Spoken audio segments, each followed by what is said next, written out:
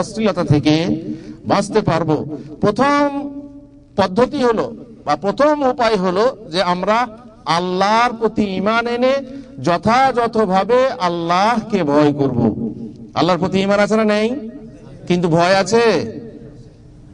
ভয় আছে না মানুষকে ভয় আছে? আমরা অনেক সময়ে মোবাইলে অনেক কিছু দেখছি, কেউ এলে পড়ে তখন তা কাকে ভয় করলাম? আল্লাহকে ভয় করলাম না মানুষকে ভয় করলাম? অনেক সময় আমরা মানুষকে ভয় করি। মানুষকে ভয় করতে হবে আলাদা কথা, সামাজিকতা বলে একটা জিনিস আছে, কিন্তু তুমি আল্লাহকে ভয় করলে না।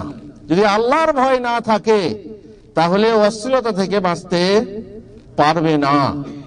প্রকাশ্যে গোপনে সব সময় আল্লাহকে ভয় করতে হবে। আল্লাহ তাআলা বলছেন, যেহেতু আল্লাহর নির্দেশ হচ্ছে তোমরা অশ্লীলতার নিকটবর্তী হইও না, ওয়ালা তাকরাবুজ জিনা ইন্নাহু কানা ফাহিশাতান ওয়া সাআ সাবিলা, যেমন আগে বললাম। তারপর আল্লাহ বলছেন, কুল তাআলা ওয়াতলু মা হাররামা রাব্বুকুম আলাইকুম আল্লা তুশরিকু বিহি শাইয়্যান ওয়া বিল ওয়ালিদাইনি ইহসানা ওয়া লা তাকতুলু আওলাদাকুম মিন ইমলাক নাহনু নারযুকুকুম ওয়া ইয়্যাহুম ওয়া লা তাকরাবুল ফাওয়াহিশ। আর অশ্লীলতার নিকটবর্তী হইও না। নিকটবর্তী হওয়া মানে কি?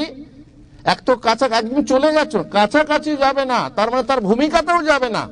ব্যভিচার হবে, তা ব্যভিচারের যে ভূমিকাগুলো আছে, আগে প্রথমে বললাম দৃষ্টি, এই দৃষ্টি থেকে অপূর্ব সৃষ্টি কি সৃষ্টি হয়? সেই মহিলার ছবি তোমার মনের মধ্যে বদ্ধপরিকর বদ্ধমূল হয়, তারপর আস্তে আস্তে তার প্রতি আকর্ষণ বাড়ে, তার সাথে সাক্ষাৎ করার একটা বাসনা তৈরি হয়, কিংবা তার সঙ্গে কথা বলার বাসনা তৈরি হয়। খবরদার, এই যে প্রেম যাকে বলছে, ব্যভিচারের নিকটবর্তী হওয়া, আল্লাহ বলছেন নিকটবর্তী হইও না। প্রেম করা জায়েজ না না জায়েজ? প্রেম জায়েজ, প্রেম হচ্ছে জায়েজ। কার সাথে? আরে স্ত্রীর সাথে চুটিয়ে প্রেম করো, সমস্যা কি? কিন্তু হুজুর বিয়ে তো হলো না, তবুও প্রেম জায়েজ। কতদূর পর্যন্ত জায়েজ? গলা পর্যন্ত। গলা পর্যন্ত প্রেম জায়েজ। যখনই প্রেম গলার বাইরে চলে আসবে, তোমার জিভে এলো, তোমার চোখে এলো, তোমার হাতে এলো, তোমার মুখে এলো, তখন সেই প্রেম কি হয়ে গেল? হারাম হয়ে গেল।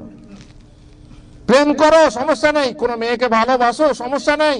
কোন মেয়ে কোন ছেলেকে ভালোবাসতে পারে, সমস্যা নেই। কিন্তু সমস্যাটা কোথায়? যখনই সেই ভালোবাসার বহিঃপ্রকাশ, তার ওসিলা, তার উপায় কি হয়ে যাবে? অবৈধ হবে। ভালোবাসা একজনকে, তাকে বৈধ উপায়ে বিয়ে করে নিয়ে এসো। তারপর এত ভালোবাসা বাসো, এত ভালোবাসা বাসো যারা লোকে বউ পাগলা বলে, সমস্যা নেই। বউ পাগল হয়ে যাও, আঁচল ধরা হয়ে যাও। কিন্তু সমস্যা হলো কি? অবৈধভাবে প্রেম, খবরদার। এই যে প্রেম যাকে বলি আমরা, অবৈধ ভালোবাসা, এ কিন্তু অশ্লীলতার কাছাকাছি করে। এখন বেশিরভাগই প্রেম দেখবেন, প্রেম মানেই হচ্ছে সেক্স। প্রেম ভালোবাসা, আজকে রাত দুটো কথা বললো, কালকে সেক্স শুরু হয়ে গেল। এই প্রেম ভালোবাসা অশ্লীলতার কাছে নিয়ে যায়। আল্লাহ তাআলা বলছেন, ওয়ালা তাকরাবুল ফাওয়াহিশ, অশ্লীলতার কাছাকাছি হও না, একদম কাছাকাছি হও না। তার মানে কথাও বলো না, তার নারীর দিকে তাকিয়েও দেখো না, ইত্যাদি ইত্যাদি। আল্লাহ তাআলা আরেক জায়গায় বলছেন, কুল ইন্নামা হাররামা রাব্বিয়াল ফাওয়াহিশা মা যাহারা মিনহা ওয়া মা বাতান।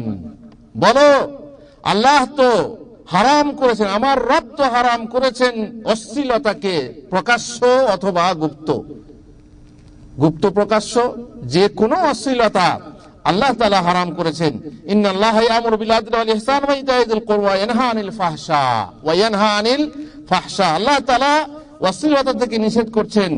উতলু মা ওয়াহিয়া ইলাইকা মিনাল কিতাবি ওয়া আকিমিস সালাহ ইন্নাস সালাতা তানহা আনিল ফাহশাই ওয়াল মুনকার। আল্লাহর ভয় তোমাকে কোত্থেকে বাঁচাবে?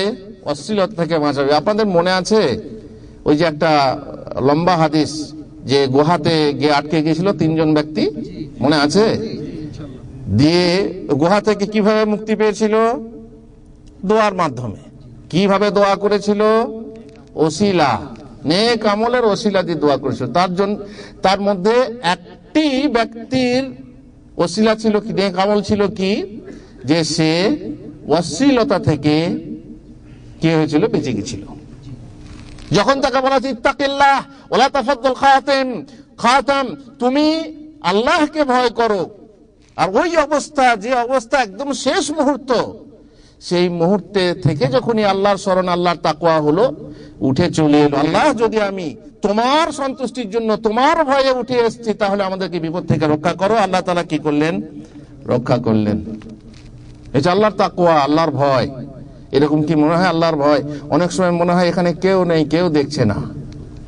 আমরা একটা গল্প পড়েছি, মাশায়েখরা জানেন যে হারামের এক লোক, এক মহিলা একজন আবেদকে নিয়ে গেল তাকে মানে ফাঁসানোর জন্য। তারপর বলে চলো কোন জায়গায় যাবে, বলছে যেখানে আল্লাহ, যেখানে কেউ দেখবে না সেখানে চলো। দিয়ে গেল, সব কেউ, এখানে কেউ নেই, এখানে কেউ দেখবে না। বলছে না, একজন দেখছে। সমস্ত দরজা বন্ধ করেছো? হ্যাঁ দরজা বন্ধ করে। জানলাগুলো বন্ধ করেছো? হ্যাঁ করেছি। একটা দরজা খোলা আছে। সে মহিলা পেরেশান হয়ে গেল, কোন দরজা খোলা আছে? তোমার এবং আল্লাহর মাঝে যে দরজা, সেটা বন্ধ করনি। যাও বন্ধ করে এসো, আমি তোমার সঙ্গে, তুমি যা চাইছো আমি করবো। উপায় আছে? আল্লাহ তাআলা আমাদেরকে দেখছেন, তাই না?